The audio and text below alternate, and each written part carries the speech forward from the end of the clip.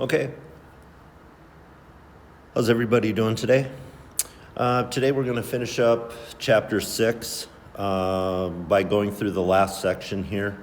We're going to have a long theorem, as you can see on the screen, and you're going to be able to pause the video and make sure you get the theorem down into your notebook.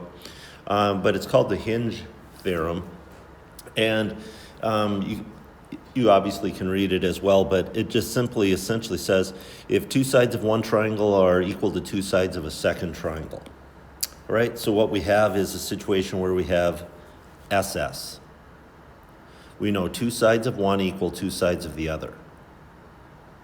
Okay, so we're going to have a situation where we have a triangle and another triangle, and the two sides are going to be equal. So this side might be equal to this side might be equal to this side. So we have SS going on.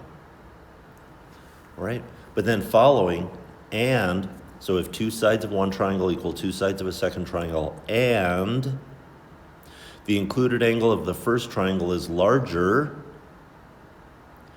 than the included angle of the second triangle.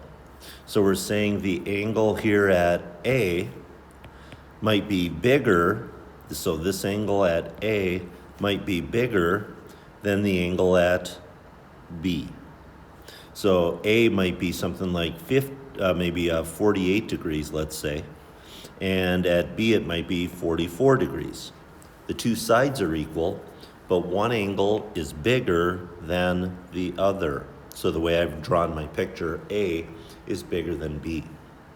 Now, if that's the case, two sides equal two sides, and one angle is bigger than the other, then what the hinge theorem says is the third side here is going to be larger than the third side here.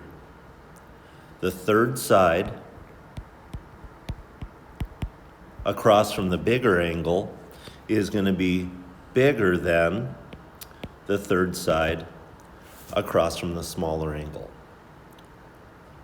The third side across from the bigger angle is going to be larger than the third side across from the smaller angle. And that's what the hinge theorem says. So the whole thing all together, if two sides of one triangle equal two sides of a second triangle, and the included angle of the first triangle is larger than the included angle of the second triangle, then the third side of the first triangle is larger than the third side of the second triangle. So again, feel free to pause the video so you have a chance to write that into your notebook. I'm going to move on. Once you're done writing it out, then restart the video, and we're going to look at some numerical examples. Okay, so I'm going to bop through a few numerical examples, but again, I would suggest you get two of these into your notebook. This first example is a really good one to put in. So again, feel free to pause the video so that you can draw out the picture. All right, and then what we're going to ask you to do is complete the statement comparing ST and VW. ST is the third side for the left triangle. VW is the third side for the triangle on the right. Okay? All right, so again, feel free to pause the video. But what's going on in the problem is that we have SS. We have two sides being equal. You can see that RS in the left triangle equals UV in the right triangle, and also RT in the left triangle equals UW in the right triangle. So we have two sides. But what's going on is the angle included between the two sides in the triangles is not equal. One angle is 54 degrees, the other angle is 52 degrees. Obviously not the same.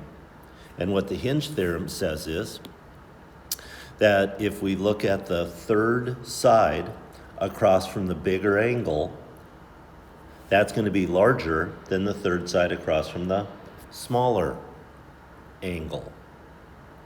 So the bigger side is across from the bigger angle. So since 54 degrees is the bigger angle, ST is going to be greater than VW. So what we're doing, what we're going to ask you to do is fill in the correct inequality sign, between the statement. In this case, the third side ST, third side VW. Should it be a greater than? Should it be a less than? Or, oh, I guess also an option. So we're asking, should it be greater? Should it be less? Or the third option would be, should they be equal? Okay? All right. So again, please make sure you get a couple of examples down in your notebook. So here's the next one that I'm going to run through. Again, pause the video if you want to put it into your notebook. Well, we have this triangle situation, and I'm asking you to compare JK to LM. JK is the third side in the left triangle. LM is the third side in the right triangle. And once again, do we have an SS situation going on? Well, with the tick marks, you can clearly see that JM is equal to LK, single tick marks. Where's the second side that's equal? Okay, it's the shared side, KM in the left triangle and KM in the right triangle. They share a side, so reflexive property. Those two sides have to be equal to each other. Okay? But then the angle in between the two sides is not equal. The angle in the left triangle is 57. The angle in the right triangle is 59. Those are not the same. So the hinge theorem says larger angle, larger third side. Smaller angle, smaller third side. So when we ask you to compare JK and LM, since 59 is larger, LM is going to be larger. Since 57 degrees is smaller, JK is going to be smaller. So the correct symbol then would be JK is less than LM. Okay? Here's another example.